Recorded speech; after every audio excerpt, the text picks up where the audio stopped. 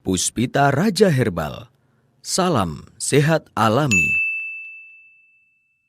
Sudah hadir di studio Bang HS yang kayaknya semangat sekali nih hadir di siang kali ini. Apa kabar Bang HS? Kabar baik Mia. Sehat ya Pak ya? Alhamdulillah sudah 1 bulan kita puasa, tapi tetap sehat ya Mia ya. Alhamdulillah luar biasa. Banyak sekali pertanyaan-pertanyaan di grup tadi barusan Mia baca juga itu. Ada yang bertanya seperti ini, Mbak Mia, Pak Hasan itu resepnya apa ya? Kok beliau itu selalu sehat, selalu semangat ketika memberikan resep juga selalu menggebu-gebu, selalu semangat gitu, selalu seger, awet muda. Bang Ais juga sudah sering mengatakan kalau beliau ini memang selalu mengkonsumsi, minum resep-resep herbal ya seperti jus HB dan lain sebagainya untuk menjaga kondisi dan menjaga supaya awet muda gitu. Saya jawabnya seperti itu. Benar ya Pak Hasan ya? Betul Mia. Benar, baik. Ya, Bang Es, kali ini kita sudah ada di penghujung bulan Ramadan. Ini sambil menunggu pengumuman dari pemerintah, entah nanti 1 Syawalnya besok atau Kamis. Pastinya tidak lupa saya juga mewakili dari teman-teman dari Radio EMC, kemudian dari teman-teman online juga mengucapkan sekali lagi alhamdulillah jika nanti kita sudah menyelesaikan ibadah puasa dan selamat Idul Fitri 1442 Hijriah. Dan tentunya di penghujung bulan Ramadan ini kita masih akan mendapatkan asupan lagi ilmu dari Bang HS. Silakan Pak Hasan. Terima kasih Mia, terima kasih juga kepada fan Hasan Sabila yang telah mendengarkan kami dan mengikuti dari hari ke hari, bulan ke bulan, bahkan pergantian tahun. Tentunya saya sebagai pimpinan Puspita Raja dan Radio EMC Sehat Alami 97.8, kita telah berusaha sebaik-baiknya, baik pelayanan di dalam konsultasi, pelayanan di dalam menyajikan lagu-lagu berserta kru saya, penyiar-penyiar saya, di mana ada tindak kesalahan, maka di bulan Ramadan yang saat ini sebelum kita menjelang Lebaran, mohon maaf yang sebesar-besarnya. Karena kesalahan manusia kadang tidak terkontrol. Tapi orang bijak adalah orang yang mau mengakui kesalahannya dan mau mengungkapkan maaf. Kebijakan itu adalah menunjukkan manusia yang berwibawa, dan kebijakan itu menunjukkan sikap patuh dan disiplin. Kebijakan itu adalah sikap kejujuran. Maka perilaku bijak ini adalah sangat manusiawi. Maka kami, kru EMC Sehat Alami bersama Puspita Raja, mohon maaf yang sebesar-besarnya jika pelayanan kami kurang menyenangkan. Saudaraku fan Hasan Sabila, doa kita selalu mengalir dan doa kita selalu menyambung. Kami dari radio selalu mendoakan para pasien Bang HS dan kru Bang HS, fan Hasan Sabila, mereka yang diberi ganjaran sakit semoga cepat sembuh. Mereka yang sulit di dalam ekonomi, mudah-mudahan dilapangkan rezekinya. Mereka yang banyak menimbun hutang, mudah-mudahan dengan pasca Ramadan ini hutangnya bisa terlunasi. Mereka yang ingin semangat hidupnya menjadi orang yang dinamis, maju terus tanpa mundur, mudah-mudahan setelah bulan Ramadan ini kita menjadi orang yang semangat kerja. Maka saya Bang HS selalu optimis bahwa manusia akan bermanfaat adalah manusia yang tidak pernah menghitung dengan jari. Kapan saya pulangnya? Kapan saya menghentikan ilmu yang saya berikan? Kapan saya berhenti akan berbuat kebaikan? Tanpa menghitung-hitung itu adalah manusia yang sempurna. Manusia yang sempurna tidak pernah dia akan mencaci maki kepada orang lain. Dan manusia yang sempurna tidak akan ngerasani orang lain. Manusia yang sempurna tidak memikirkan dirinya dan tidak memikirkan hartanya. Dia lebih berjuang kepada orang lain. Nah, bagi kita itu EMC Sehat Alami, semua kru EMC dan Bang HS selalu diberi motivasi untuk berbuat kebaikan. Sehingga pelayanan kami adalah pelayanan yang ikhlas dan lahir batin.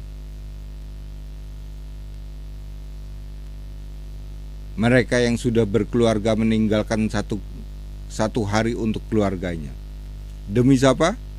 Demi pendengar. Demi siapa? Demi fan Hasan Sabila dan pasien-pasiennya. Mereka kadang berangkat dari pagi pulang malam hari. Kadang sebaliknya. Berangkat malam hari pulang subuh. Pelayanan kami adalah pelayanan 24 jam yang tidak pernah kami putus acara ini. Demi untuk menghibur para pendengar EMC Sehat Alami. Saudaraku Fed Hasan Sabila, saat ini EMC telah mengembangkan ilmu herbalnya. Sebab kita tahu bahwa kebutuhan manusia bukan saja dihidangkan dengan lagu-lagu dangdut, campur sari, nostalgia. Mereka yang mendengar tetap juga masih sakit. Tetapi EMC telah memberikan lagu yang terbaik dan resep yang bisa diolah sendiri. Sakit menjadi sehat.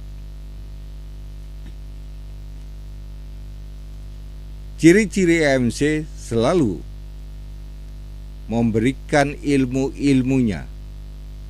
Talkshow dari Bang HS selalu diputar ulang agar didengar oleh orang banyak.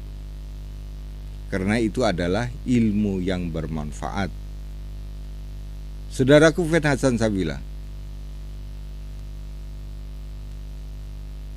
meluruskan tentang bagaimana kehidupan ini agar bermanfaat bagi orang lain, dan bagaimana hidup ini agar kita dibutuhkan, dan bagaimana hidup ini agar tidak membawa beban. Hanya ada 3 jawaban. Kosongkan pikiran, hilangkan negatif. Itu yang pertama. Jangan berpikir yang aneh-aneh yang membuat diri kita menjadi rugi.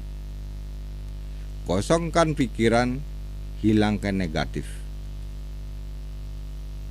Berarti yang ada kita berpikir positif. Yang kedua, bersihkan hati.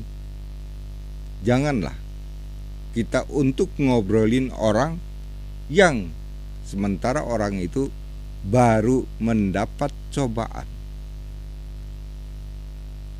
Tidak habis-habisnya kita membicarakan orang lain, di mana orang lain itu baru saja dicoba, sudah ribut kita bicara tentang orang lain. Di pasar berbicara tentang tetangganya, Di kantor begitu juga, di keluarganya begitu juga, nanti ketemu waktu arisan begitu juga, ketemu sejak di masjid begitu juga, olahraga begitu juga. Judulnya sama.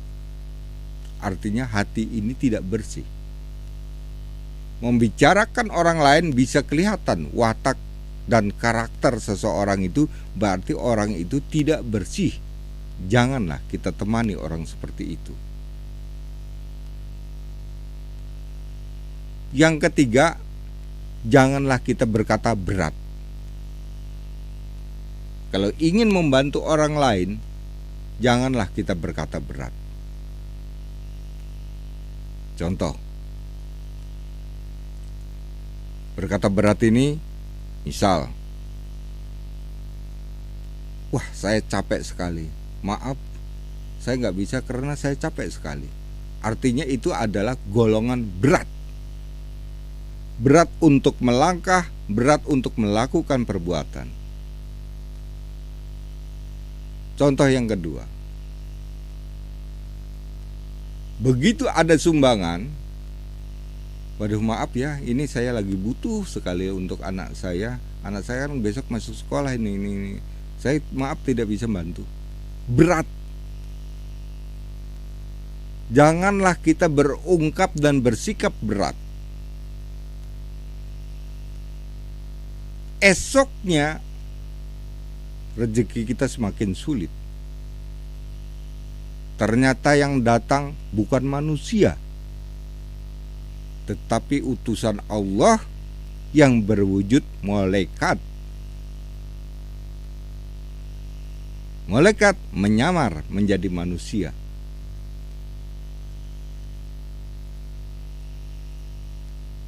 Habislah kekayaan kita. Maka banyak orang kaya sekarang terbalik menjadi dia yang paling miskin di kampung itu.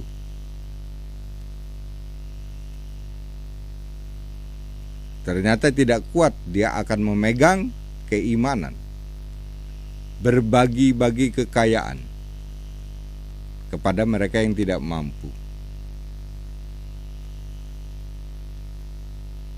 Berat yang ketiga adalah bisikan. Ketika kita akan memberikan sesuatu, misalnya akan menyumbang kepada pembangunan masjid, di tengah jalan ada yang mempengaruhi, kenapa kamu harus nyumbang situ? Yang nyumbang itu kan orang-orang kaya di situ. Kamu nggak pantas di situ. Jangan di situ. Ini golongan berat. Melakukan atau tidak, melakukan atau tidak, keputusan ini adalah keputusan di hati nurani. Ini adalah cobaan. Tanpa pedulikan, selama kita berbuat kebaikan, lakukan. Tidak perlu kita akan mundur. Itulah yang sering saya sampaikan kepada Bapak dan Ibu. Jika kita punya usaha, dan usaha itu membutuhkan orang itu banyak datang. Contoh, toko kelontongan. Kebetulan usahanya di dalam kampung. Parkir memenuhi jalan. Ada tanah kosong, orang parkir mobil dan kendaraan di situ, yang punya tanah kosong marah-marah. Esoknya kita juga akan ditanam di tanah itu. Artinya tanah kuburan. Kenapa? Kita eman-eman dengan tanah, sementara hanya untuk dibuat parkir sementara. Lupakah kita, 1 unit motor berarti ada ganjaran 1. Kalau setahun ada 1 juta kendaraan yang parkir, berarti 1 juta dosa kita sudah diampuni. Lupakah kita? Kadang orang tidak sadar.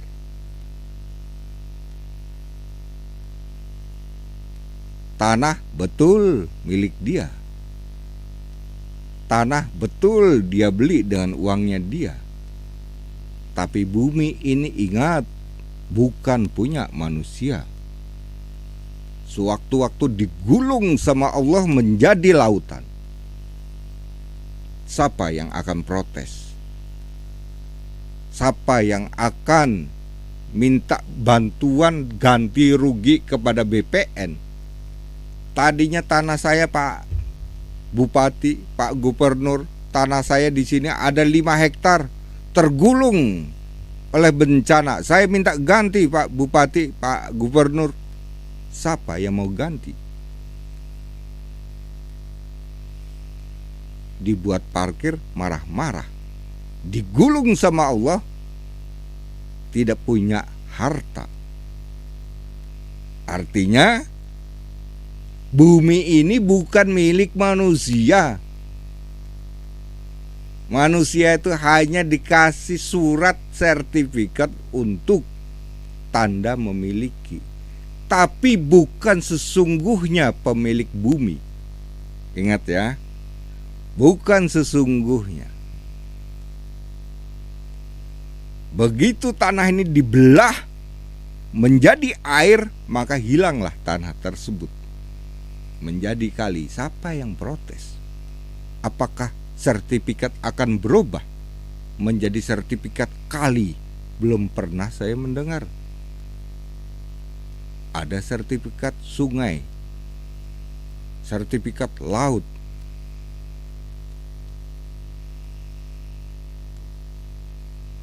Maka sadarlah kita, wahai bangsa Indonesia, apalagi kita sebagai orang Muslim, memberikan kebaikan itu adalah tujuan utama.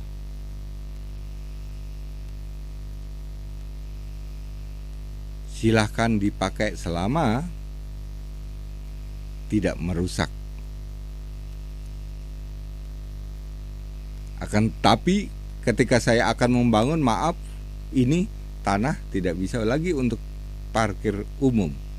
Ini mau saya pakai sendiri. Kalau kita mau bangun, santun. Tuntunan itu adalah tuntunan orang yang beriman.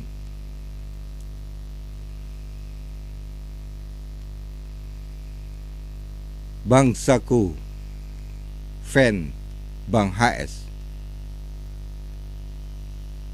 Perbuatan manusia jangan sampai dikategorikan perbuatan setan.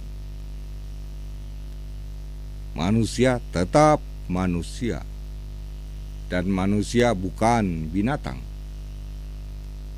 Maka sifat dan karakter binatang jangan sampai masuk ke dalam diri manusia.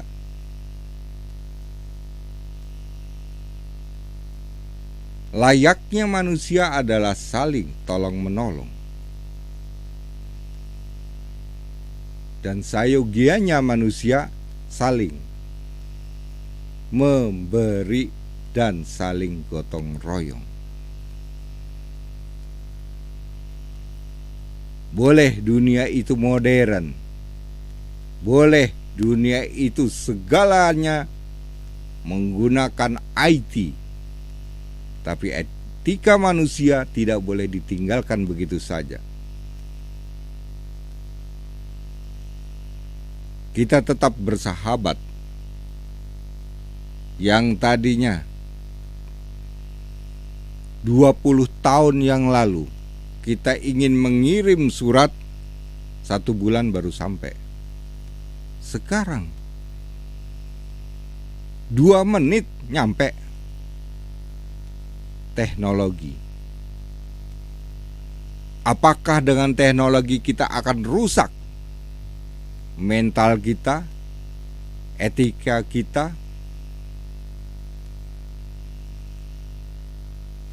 Banyak mereka yang salah menggunakan di dalam teknologi ini, sehingga terpancing dan tergiur, terpeleset menjadi orang yang sesat.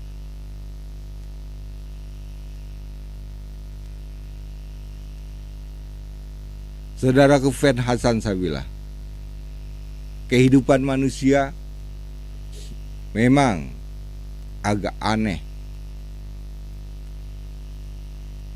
Di daerah terpencil kita mutasi kepada daerah yang lebih kota. Dari kota lebih modern. Terpencil atau manusia terbelakang, cara bergaulnya dengan manusia kota sangat berbeda. Kota dengan modern sangat berbeda. Perbedaan ini adalah untuk menyesuaikan diri antara daerah satu dengan daerah yang lain. Penyesuaian karakter budaya. Tapi tidak menyesuaikan dengan perkembangan teknologi. Biarlah teknologi berjalan. Tapi sifat manusia tetap kita akan menyesuaikan, ada perubahan dan mutasi sifat manusia. Tetap kita mengikuti budaya setempat. Ini mutasi budaya. Di mana saya dari Kalimantan datang ke Pulau Jawa, saya harus bisa menyesuaikan dengan sikap orang Jawa. Setidak-tidaknya saya berucap nyun sewu, kula nuwun, motor nuwun.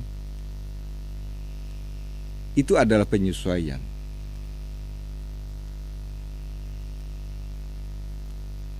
Manusia yang bisa menyesuaikan dengan lingkungannya adalah manusia yang cerdas. Pasti dia akan selamat.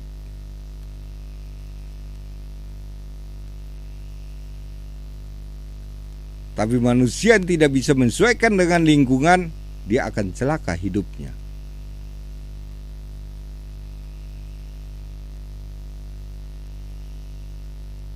Tentang manusia pandai dan bodohnya manusia itu bukan golongan pintar, bukan golongan bodoh. Akan tetapi seseorang rajinnya dia belajar, maka dia menjadi pintar. Sesungguhnya manusia diciptakan adalah sama. Dia mempunyai otak yang sama, mempunyai mata, mempunyai telinga, mempunyai hati, sama. Tinggal kapan kita akan mengasah ketajaman pikiran kita. Semakin banyak kita asah, maka semakin kita cerdas di dalam melihat sesuatu atau membaca sesuatu atau mengingat sesuatu.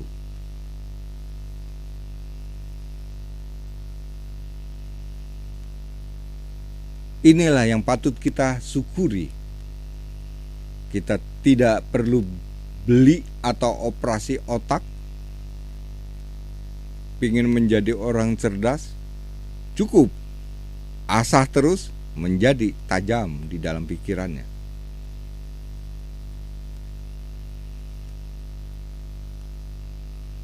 Saudaraku Fen Hasan Sabila, semua ini adalah ciptaan Allah yang diberikan kepada hambanya.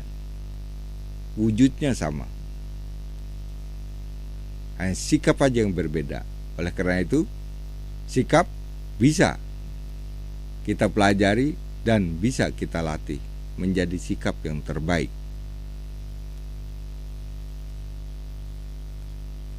Kesempatan sekarang kita akan berbicara tentang mata berair.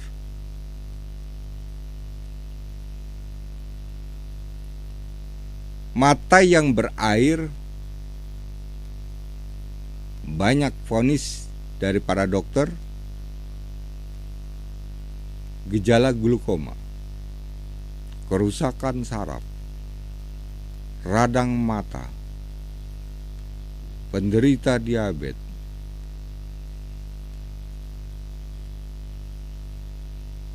penderita kolesterol tinggi.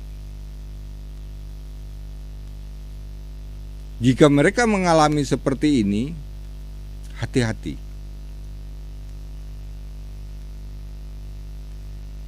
Bukan cairan mata itu hanya sekedar mata air mengalir kemudian dia berhenti? Tidak. Mata yang berair terus-menerus ini akan berbahaya bagi kesehatan mata. Kenapa saya mengatakan seperti itu? Bulan ini dia berkonsultasi. Pak, saya penderita mata dan air mata ini keluar terus dan sekarang semakin kabur. Sudah berapa lama ibu? Sudah ada 5 tahun dan saya sudah menggunakan tetes. Oh ya? Bagaimana Pak cara mengatasi? Begitu 20 hari dia konsultasi yang kedua sudah buta. Bayangkan 20 hari Hasan Sabilah untuk ngejar kecepatan menyembuhkan tidak bisa. Datang yang kedua kok semakin gelap. 5 tahun dibanding 20 hari. Pusing Hasan Sabilah. Maka untuk mengatasi ini memang butuh kita berpikir sejenak. Bagaimana kita untuk menghentikan cairan mata? Dan bagaimana kita akan menggantikan cairan yang keluar? Regenerasi cairan air mata itu ada di mana? Mari kita cari sama-sama. Inilah yang banyak yang dialami oleh penderita, terutama penderita gejala glukoma. Tapi kadang anehnya, gejala glukoma ada yang dihalus-haluskan, bahasanya yang disampaikan. Oh ini tidak apa-apa ibu, ini hanya radang. Satu, pindah rumah sakit. Tidak apa-apa bu, ini hanya sarafnya. Pindah lagi ke rumah sakit yang lain. Tidak apa-apa bu, ini hanya gejala katarak. Pindah lagi satu. Oh ini tidak apa-apa bu, ini kornea matanya bu yang rusak. Begitu tidak apa-apa, tidak apa-apa, tidak apa-apa, makan waktu 5 tahun. Buta.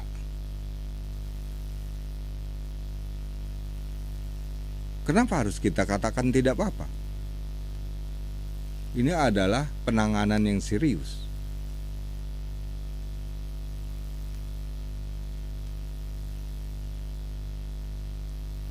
Satu demi satu bangsa kita gugur karena mata yang sehat menjadi buta. Harusnya dia bisa mengajar sebagai guru. Harusnya dia bisa menyuntik sebagai dokter. Harusnya dia bisa mengajar sebagai dosen. Harusnya dia bisa memimpin seperti jenderal. Karena kebutaan mata semua profesinya berakhir.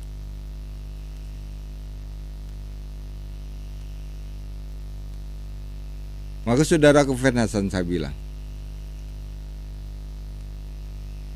memberikan keputusan penyakit harus kita berpikir 100 kali. 1. Menjaga jangan sampai seseorang itu tersinggung. 2. Katakan apa adanya penyakit itu. Yang ketiga, kalau memang tidak disembuhkan katakanlah, saya tidak mampu untuk menyembuhkan. Yang keempat, berikanlah harapan hidupnya agar dia berjuang untuk memperbaiki matanya. Jangan divonis, ini tidak ada obatnya di dunia. Memang ibu ditakdirkan untuk menjadi orang buta. Ini melebihi dari Tuhan sudah memvonis orang seperti itu.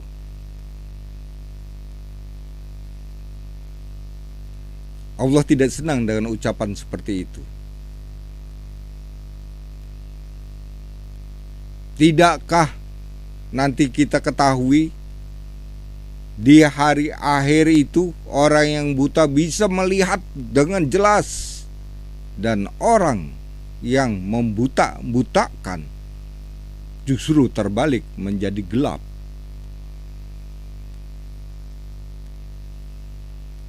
Itulah dunia. Maka berbahayalah kita untuk mengatakan kalau memang itu haknya Allah untuk bicara, janganlah kita ikut campur.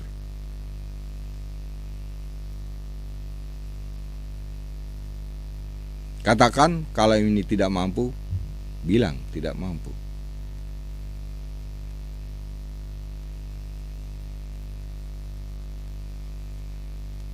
Penyebab mata berair salah satunya adalah radang mata. Mata dimulai dengan mata merah, pedas, perih. Kemudian penderita diabetes. Lihat Bapak dan Ibu, setiap penderita diabetes pada mata berwarna merah. Misalnya Bapak menderita diabetes, Ibu bisa melihat bola mata Bapak. Ada merah jambon Bu ya, agak merah kemerahan gitu, putih berwarna kemerah-merahan, itu adalah penderita diabetes. Bayangkan Bapak dan Ibu, mata aja bisa untuk titik penyakit. Maka kita untuk menentukan penyakit itu memang harus tahu titik-titik yang mana yang harus kita simpulkan. Hasil pemeriksaan sudah, tinggal kita melihat pada mata.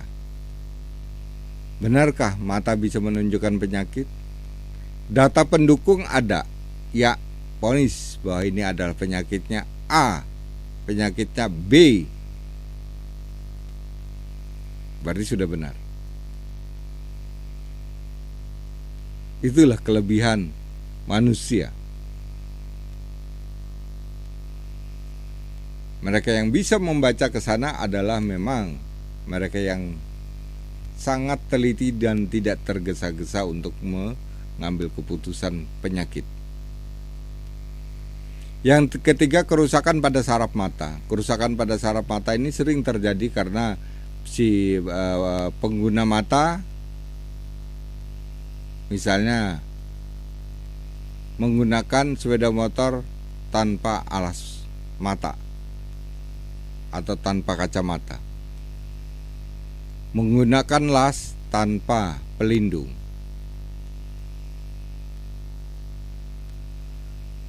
bersabun atau bersampo tanpa memejamkan mata.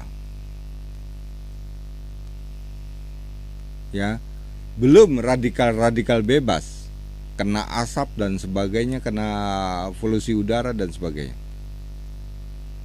Itu yang bisa merusakkan saraf mata. Nah, selama ini pernahkah kita akan mendapatkan pelajaran seperti ini?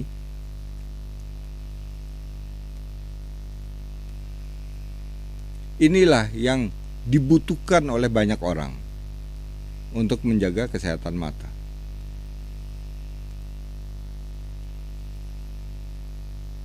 Yang keempat, mata berair itu adalah gejala mata glaukoma akibat dari peminum alkohol.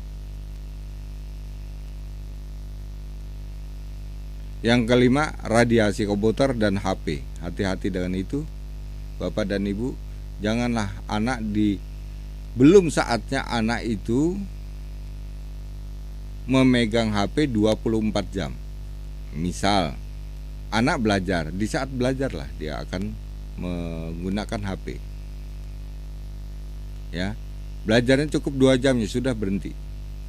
Belum saatnya, karena sarafnya masih bagus, ototnya masih bagus, otot mata dan saraf mata. Jangan kita pacu. Tapi sekarang tidak.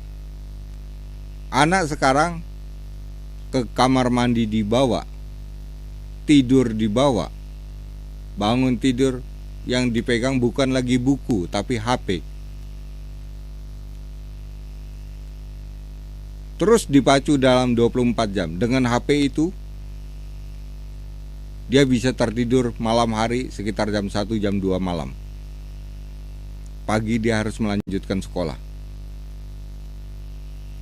Sebelum ada HP, jam 9 malam dia tidur.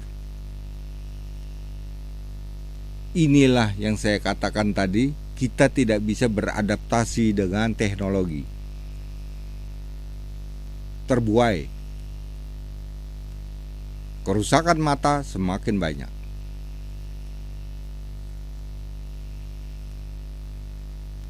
Banyaknya korban mata akibat HP dan televisi ini bukan kesalahan pembuat pencipta pabrik HP. Tapi kita tidak bisa. Bagaimana kita akan menggunakan teknologi yang sesungguhnya? Ya, lihat Bapak dan Ibu, anak-anak kita sekarang tidur, di bawahnya HP. Kalau dulu di bawahnya buku matematika, sekarang HP.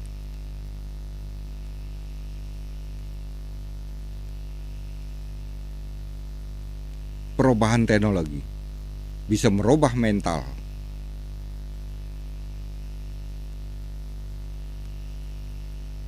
Yang keenam adalah sumbatan masuknya oksigen pada kornea mata.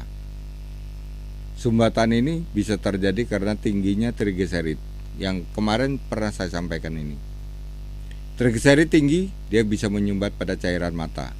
Cairan mata itu yang diproduksi oleh kelenjar lakrimalis.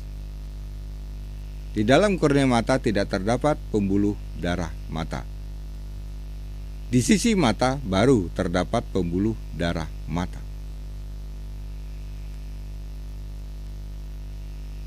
Nah, kalau sumbatan itu tidak ada air, pohon pun tidak ada air, mati. Apalagi mata. Artinya gelap. Kalau sudah begini, urusannya siapa?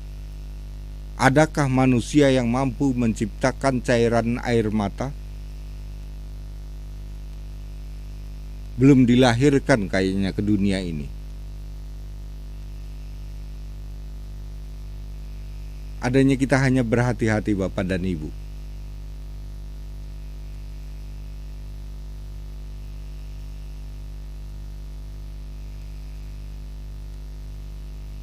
Yang ketujuh adalah pengguna obat-obatan. Sedikit-sedikit selalu menggunakan obat warung dan pengguna narkoba. Bapak dan Ibu, sering saya mendapatkan juga pasien-pasien saya. Mereka datang ke warung untuk beli obat pusing kepala, ada obat lambung dan sebagainya. Dan itu keterusan bertahun-tahun. Bahkan saya dengar ada yang sampai 10 tahun. Kecanduan dengan obat-obatan, akhirnya terserang matanya. Yang kedelapan adalah uap dari pestisida. Ketika kita nyemprot tanaman di sawah, itu adalah tanaman antibakteri. Asapnya kemudian menimpa mata, mata menjadi perih, terus menerus dilakukan, akhirnya mata menjadi buta. Hanya kesalahan teknis saja Bapak dan Ibu. Berat juga sebagai seorang petani. Dia nyemprot harapannya untuk menghidupi bangsa Indonesia, agar padi ini bisa dikonsumsi oleh banyak orang. Kan tetapi seorang petani ini karena kesalahan teknis menjadi buta. Kasihan. Mereka sudah berjuang terbaik untuk bangsa, akhirnya menjadi kebutaan.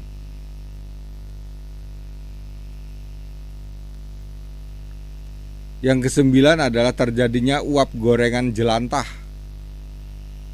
Ya, hati-hati dan Bapak dan Ibu, pembisnis gorengan. Menggoreng yang minyaknya selalu di jok, ditambah sampai hitamnya seperti oli masih digunakan, dan uapnya untuk menggoreng, dan kita langsung mata kita melihat pada uap itu, hati-hati. Pembisnis gorengan menjadi buta mata karena kerusakan pada kornea matanya.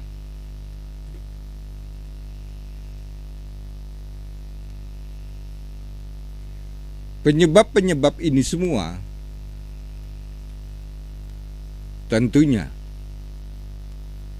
kita akan belajar bagaimana agar mata itu berhenti berair, bahkan tidak merusak pada cairan air mata, saraf mata, bahkan tidak merusak kepada kornea mata. Mari Bapak dan Ibu kita belajar.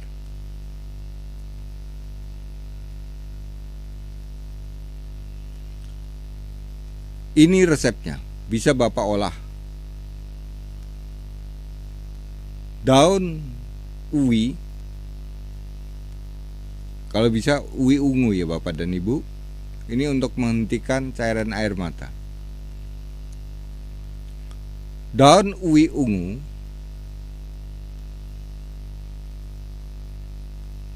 lima lembar.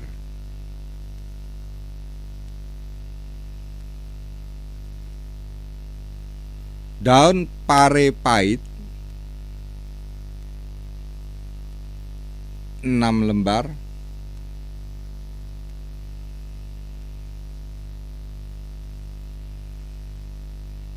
Temulawak 1.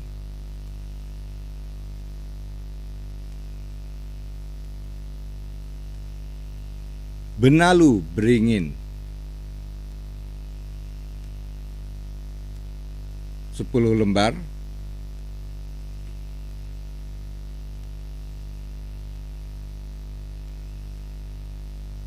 Terus kita tambahkan dengan kapulaga 10 biji. Direbus dengan air 6 gelas, sisakan 3 gelas, diminum pagi, siang, dan sore hari. Ini jika kita terjadi mata itu berair. Ya Bapak dan Ibu, untuk mencegah mata itu supaya tidak berair, ini tadi resepnya yang sudah saya sampaikan.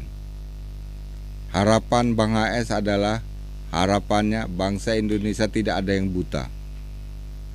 Harapan Bang HS semua pasien-pasiennya yang mengalami kebutaan segera sembuh.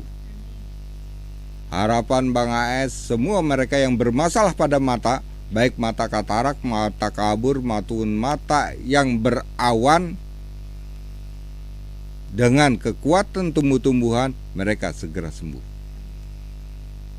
Ya, Bapak dan Ibu, jangan berkecil hati bahwa selama tumbuh-tumbuhan itu ada, bisa kita jadikan obat.